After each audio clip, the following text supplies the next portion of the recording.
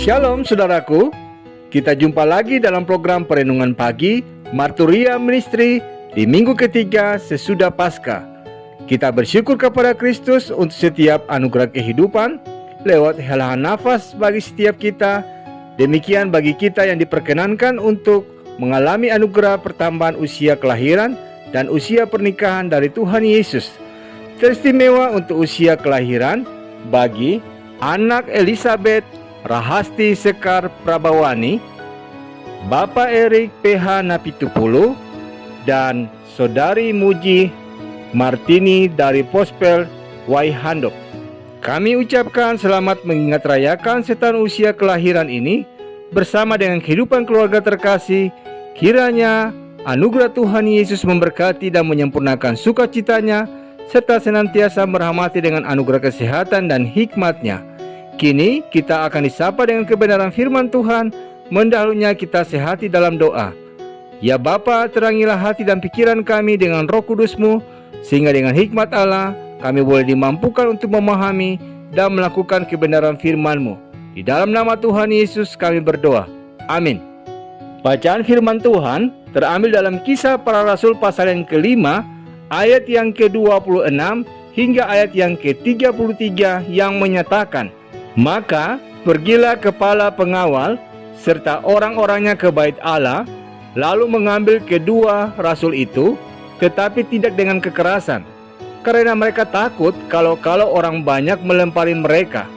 Mereka membawa keduanya dan menghadapkan mereka kepada mahkamah agama. Imam besar mulai menanyai mereka. Katanya, 'Dengan keras kami melarang kamu mengajar dalam nama itu. Namun ternyata kamu telah memenuhi Yerusalem dengan ajaranmu, dan kamu hendak menanggungkan darah orang itu kepada kami.' Tetapi Petrus dan rasul-rasul itu menjawab, katanya, 'Kita harus lebih taat kepada Allah daripada kepada manusia. Allah nenek moyang kita telah membangkitkan Yesus yang kamu gantungkan pada kayu salib dan kamu bunuh. Dialah yang telah ditinggikan oleh Allah sendiri dengan tangan kanannya menjadi pemimpin dan juru selamat, supaya Israel dapat bertobat dan menerima pengampunan dosa. Dan kami adalah saksi dari segala sesuatu itu. Kami dan Roh Kudus yang dikaruniakan Allah kepada semua orang yang mentaati Dia.' Mendengar perkataan itu, sangatlah tertusuk hati mereka dan mereka bermaksud membunuh rasul-rasul itu." Demikianlah sabda Tuhan. Saudaraku, suatu ketika teman saya berkata, "Beginilah anak saya kalau terlalu lama menginap di rumah opa-omanya. Ia menjadi malas membereskan mainan, malas makan sendiri, mutung atau marah jika dinasihati. Rupanya hal itu terjadi karena opa dan omanya terlalu memanjakan si anak dan selalu menuruti tiap permintaan cucunya, memberi kebebasan dalam banyak hal tanpa mengenalkan pembiasan yang baik. Dia kan masih anak-anak, berikan saja kebebasan. Yang penting dia senang." Alasan opa dan omanya dalam memanjakan cucunya itu, "Yang penting dia senang," mirip slogan "Asal Bapak senang." Dalam berjemaat atau persekutuan rohani, prinsip "yang penting dia senang" sungguh sangat berbahaya, saudaraku. Tak dapat dipungkiri bahwa pemimpin rohani yang disukai jemaat adalah pemimpin rohani yang mau menuruti setiap perkataan jemaat. Bukankah pemimpin rohani adalah pelayan umat? Atas dasar pemahaman ini, banyak jemaat dengan mudah menghakimi seorang pemimpin rohani manakala ide dan harapan mereka tidak sejalan.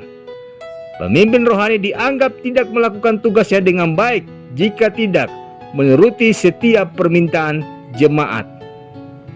Kepuasan jemaat dan ketiadaan konflik bukanlah tolak ukur kesuksesan pelayanan seorang pemimpin umat.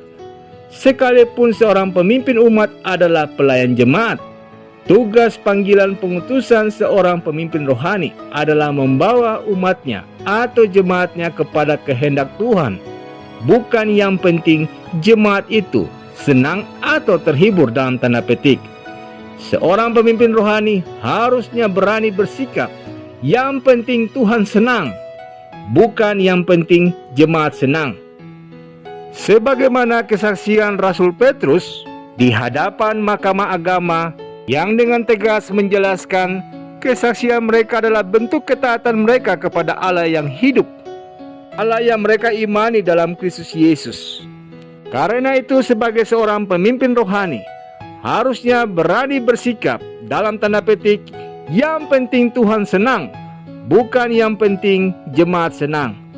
Seorang pemimpin rohani harusnya berani dengan tegas menyuarakan kebenaran, sekalipun hal itu mungkin tidak menyenangi telinga jemaat.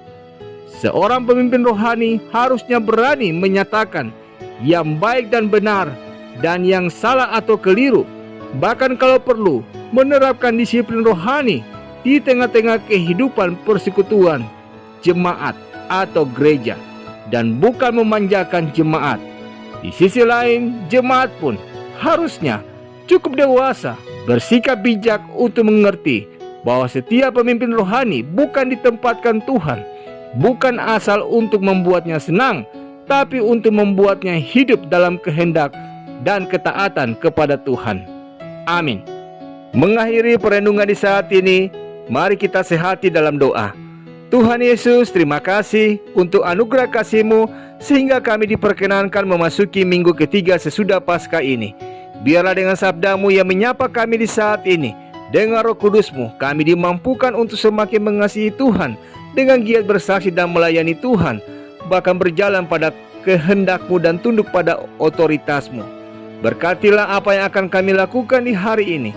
Jagalah hati kami agar selalu melangkah dalam kebaikan, dan lindungilah kami dari segala keburukan, serta kuduskan dan layakkanlah kami untuk ada dalam persekutuan bersama dengan umat-Mu dalam hadirat-Mu yang suci kudus lewat ibadah minggu sebentar.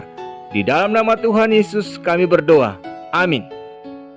Selamat pagi saudaraku, selamat hari Minggu, dan selamat berkarya serta selamat menerima anugerah Tuhan dalam ibadah minggu sebentar. Damai sejahtera Tuhan menyertai kita sepanjang hari ini. Tuhan memberkati.